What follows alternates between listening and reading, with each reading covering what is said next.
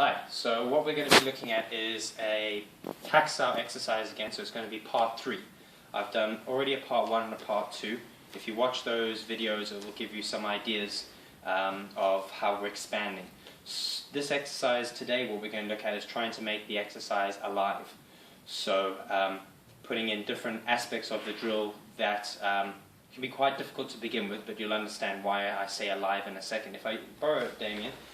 What I mean by alive is that often when we practice some of our traditional exercises, basic one step is the idea that Damien gets into a stance, I stand, get ready, and then he drives in, I do a given technique, okay, whatever it is. Okay, great, it's a good place to start, but let's be realistic for a second. First of all, people don't attack with one arm. People attack with two. I have 2 arms, he has 2 arms, I must respect that, okay? He also has 2 legs, okay, he can move it any which way he wants. He's also going to be unpredictable. It's easy enough when you stand in class and you say, okay, lunge in with this punch or step in with that punch and I defend. Okay? It can be difficult enough for beginners, but it's still a low level. And if you think, well, you know, I've told him to do a certain punch and I can respond with a whole pre-range technique, great. The fact is, in a real life situation, you don't know what people are going to do. You have to respond instantaneously. You have to be able to adapt very quickly. And these are what these types of drills are trying to teach. The Paxal drill itself is a very simple drill. We both stand in this position here and we both drive forward. What this is going to teach us is that the punch and the defense are relatively the same, okay? In the sense that when I'm going forward like this and Damien punching, I'm going to attack his attack with a better attack, okay?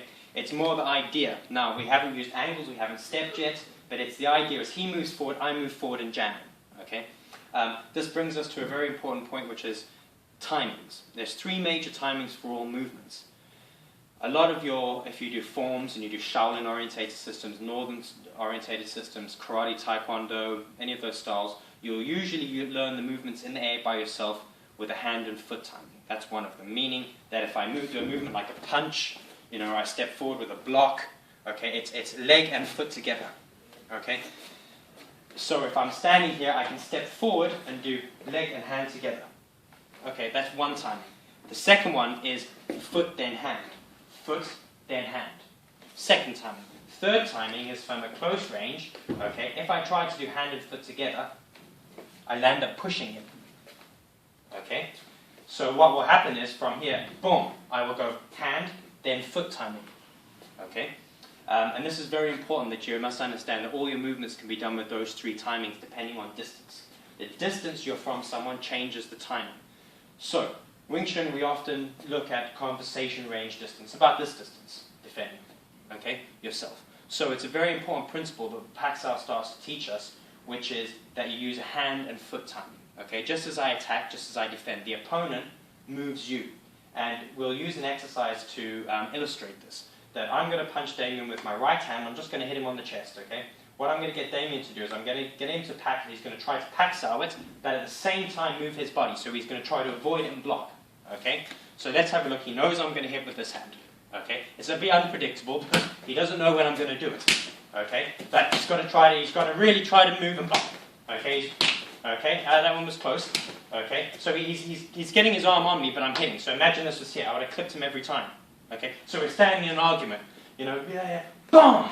He's going to try to avoid, he's going to be hit. Okay? Why? Because of distance. Okay? So, what we do in Wing Chun is a simple idea. There's I go forward, he goes forward. Okay? But what happens if I throw all my body weight behind that? I move him. So what will happen is, imagine he's standing on ice, for an example. Okay? As I hit, it jams, and then as my body weight moves in, it slides him off. So he finds a new center. Okay? So, then the exercise becomes like, now I'm going to try to hit him, and watch his timing. It's going to be hand then foot. It's going to be close, but watch.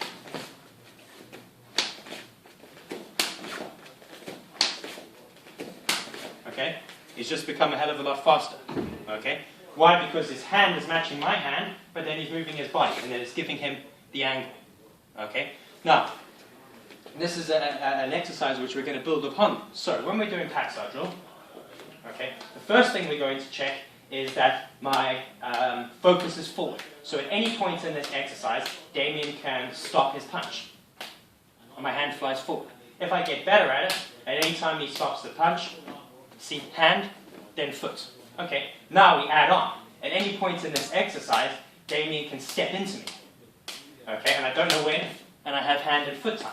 So at any time he stops, or at any time he steps forward.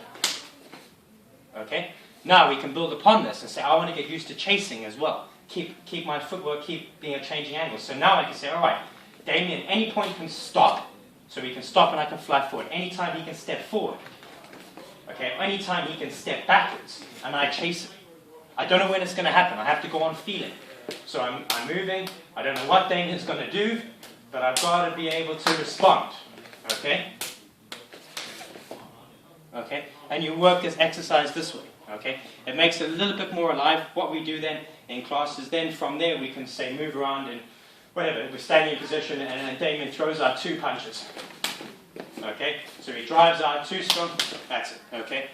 Maybe take a fighting stance more like that and jab and cross. Okay? So he's, boom, jab and cross. So he's nice and fast and yet, okay? You see my footwork.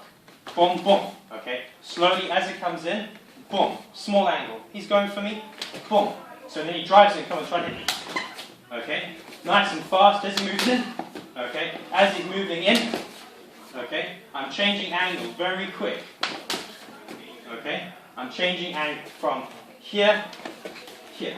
I can match it because my hands, I'm used to doing basic Paxel. Okay? So this is the way we build things up. Is have the ability, because he might punch in, and as he punches in, I might feel I can move forward. He suddenly flies into me. Whoa, I've got to move backwards. You can't have a pre-arranged idea. I'm going to stand here and I'm going to, I don't know. I don't know until this happens and the feeling happens, how strong it is. He might punch, but it might be so weak that when I come in, I decide to move forward. Okay? So this is what's going to make things alive. Okay? It's difficult. I know I did it in a seminar recently in Newcastle with my Kung Fu brother. Had great fun, but it was difficult.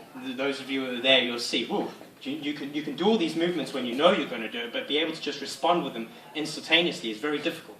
But this is why I feel is going to develop your real skill, okay? And try and still be precise with them, but it's a bit of fun. It makes the drill a little bit more alive now, okay? But you can still hone in on certain aspects, okay? So give that a go. Hopefully you can take something from it. Thank you. Bye.